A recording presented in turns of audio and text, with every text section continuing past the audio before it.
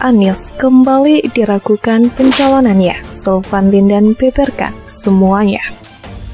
Ini kita nggak tahu Anies ini kalau nggak jadi capres nanti gimana? Saya mau tanya, kalian yakin nggak Anies ini bisa maju capres? Nggak yakin, saya paling nggak yakin dari dulu. Nggak yakin. Last minute ini bisa berubah. Jelang pendaftaran capres berhembus kencang, hanya ada 2 poros. Ini dari elit PKB sendiri, kan nggak mungkin nggak ada maksud. Last minute bisa berubah, apalagi kalau bicara PKB, gampang sekali berubahnya. Jadi kemungkinan besar Caimin ini masih bisa lari ke sana kemari. Sebelum janur kuning melengkung, peristiwa politik masih banyak, Bang Abraham, menurut saya. Karena ada tabiat ketidaksetiaan. Ya paling nggak ada rekamnya, harus hati-hati. Makanya harus setia sampai akhir, saya bilang tadi. Urusan 2024 tidak usah tergesa-gesa. Karena saya melihat atraksi politiknya belum selesai. Wira-wiri di sana sini. Ya, bisa berubah. Jadi siapa yang menyangka kita lagi tidur enak-enak besoknya baru kita dengar, loh Anies deklarasi dengan Caimin. Besok kita tidur lagi, Anies pisah dengan Caimin, itu bisa terjadi. Kalau Anies gagal akhirnya, gagalnya itu bisa dari PKB atau dari Nasdem. Dari PKB, kenapa? Karena lihat track record, langkah kudanya Caimin dan PKB yang sudah 1 tahun lebih bersama Pak Prabowo nggak setia kan? Saya mengerti. Kita semua mengerti politik itu memang ya penuh strategi, penuh siasat, penuh taktik, caranya banyak. Tapi saya tidak menyangka kalau tindakan itu sejauh ini. Atau bisa jadi dari Nasdemnya. Dalam perjalanan 1-2 bulan ini sebelum pendaftaran, ternyata Mas Anies tergerus. Kemudian Pak Surya dan Partai Nasdem kan punya kalkulasi politik. Aduh, makin susah ini mendokrak partai juga. Enggak, menangnya sulit. Bisa jadi terkoreksi. Mas Anies gagal. Ya itu bisa terjadi. Nah, ini karena yang ingin menyelamatkan diri siapa? Bukan Anies, bukan Caimin, bukan siapa-siapa. Yang ingin menyelamatkan diri itu Surya Paloh. Politikus Sulfan Lindan mengaku ragu Capres Anies Baswedan bakal didaftarkan sebagai calon presiden ke KPU di Pilpres 2024. Sebab ia mengatakan bahwa dinamika politik saat ini dinamis dan masih bisa berubah. Saya mau tanya, kalian yakin nggak Anies mau jadi capres? Saya nggak yakin, saya paling nggak yakin dari dulu, kata Sulfan saat menghadiri seminar nasional yang diadakan Gerakan Mahasiswa Pelajar Kebangsaan atau GMPK dengan tema Meneropong Kepemimpinan Masa Depan di Jakarta Rabu 20 September. Ia pun menyoroti soal PKB yang menurutnya sering berubah pikiran dalam menentukan pilihan koalisi. Dalam hal ini, ia pun yakin PKB juga bisa saja berubah sikap. Last minute bisa berubah, apalagi kalau bicara PKB gampang sekali berubahnya, ujarnya. Jadi siapa yang menyangka kita lagi tidur enak-enak, besok-besok Anies tiba-tiba deklarasi dengan Caimin, terus besok kita tidur lagi Anies pisah dengan Caimin, sambungnya. Meski setelah dipasangkan dengan Mohaimin Iskandar dan didukung Nasdem serta PKB, Sulfan Lindan menilai Anies masih berpeluang untuk berpisah. Ia menyebut Ketua Umum Nasdem Surya Paloh memiliki hubungan yang tidak baik dengan Presiden Joko Widodo.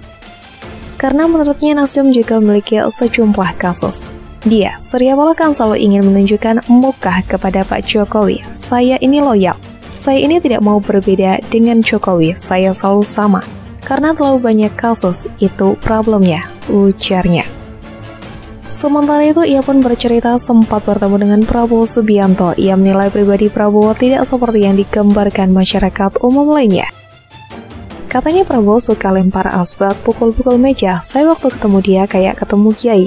Sejuk, ngomongnya santai, isu yang di luar itu nggak benar. Saya menyampaikan apa sesungguhnya yang kita alami, bukan yang ada di imajinasi kita untuk memojokkan orang. Pungkasnya. Bukan hanya Sulfan Lindan, pengamat politik menyebut juga Anies Baswedan bisa saja tidak berhasil nyapres. Pasalnya ada beberapa faktor yang bisa mempengaruhi. Salah satunya adalah dari cawapresnya, Mohaimin Iskandar atau Caimin. Diketahui koalisi pendukung Anies Baswedan memang tengah mengusung Caimin untuk mendampingi Anies melenggang di Pilpres mendatang.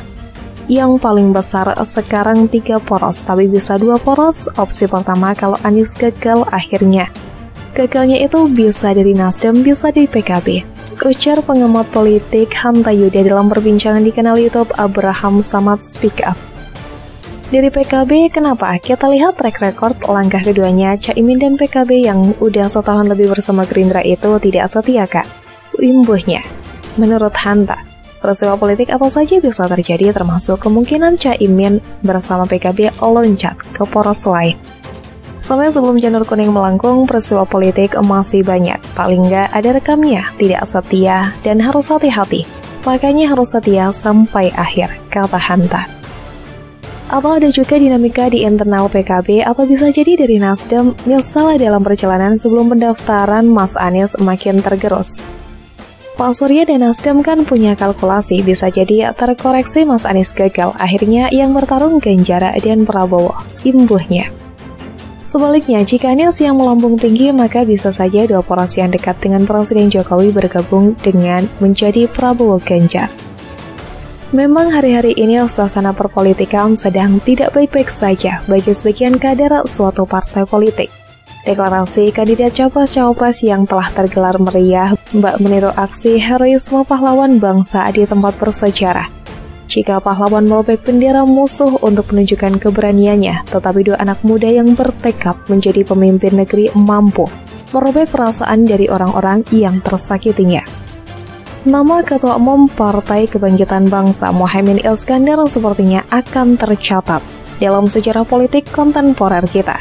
Caimin, demikian sapaan akrab keponakan Presiden Abdurrahman Wahid, begitu konsisten dalam menanggapi kekuasaan di Pilpres 2024.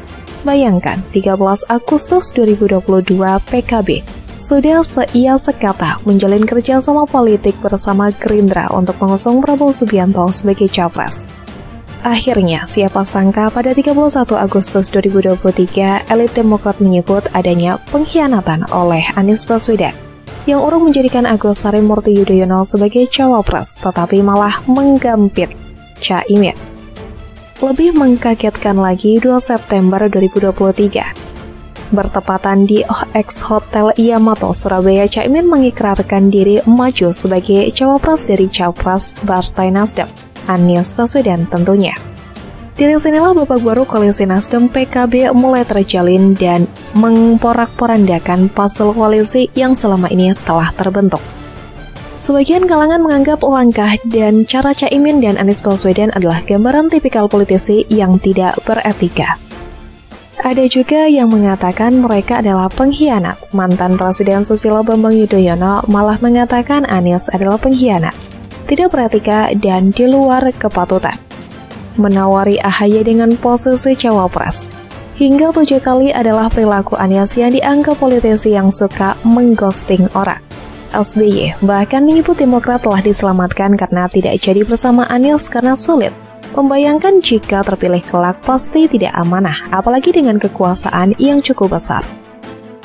Capres Prabowo Subianto juga kini berhasil menghimpun Gerindra, Golkar, PAN, PBB, serta Gelora dalam koalisi Indonesia Maju ikut-ikutan menyebut adanya pengkhianat di tubuh koalisinya.